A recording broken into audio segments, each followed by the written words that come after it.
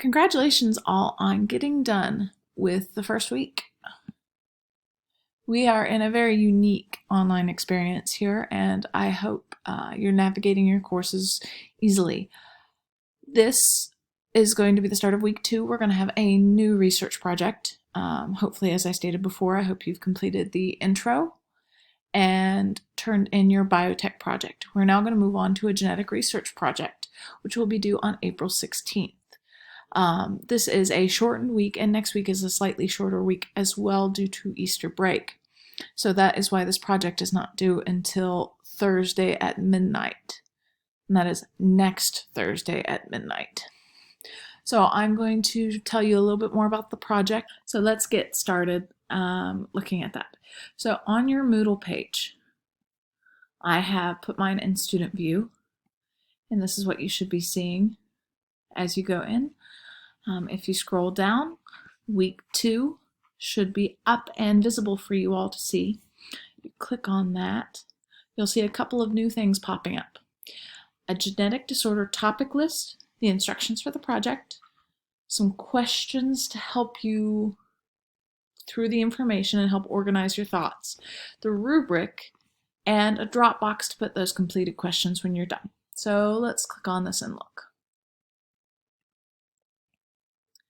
So for the genetic disorder topics, I have assigned topics based on classes.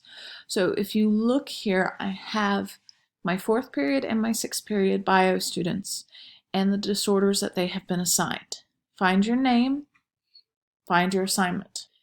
As you can see, there is 2 people per disorder for most cases, except for Faith down at the bottom. It's just because of how many students I have per class. You're each expected to put in your own work and your own product. So there are many different disorders here, but you each have been assigned, so you don't have to look for a topic. Your topics have already been assigned. If you are struggling to find the information you need on your topics, let me know. Project instructions are below that.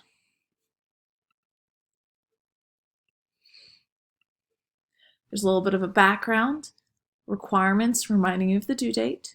You're going to need another video just like you did before. You're going to need to do another PowerPoint, or you have the options of doing a brochure or a website.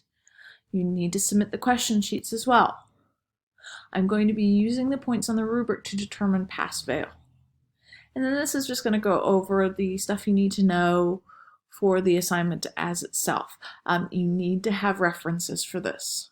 You need to create a works cited in MLA format. If there are no references, you fail. You need to make sure you have references for this one. No .coms, no Wikipedias. I've given you a nice project question guideline to work through this as well, just to help give you an introduction to what you need.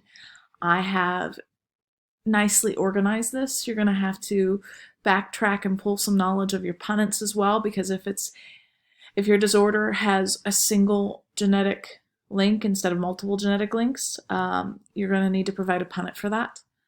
You're going to need to talk about testing procedures, treatments, lifespan, and references. So I've given you space for everything to help you with this. This is the document that you will put down in the Dropbox at the very bottom here. And last but not least is your rubric.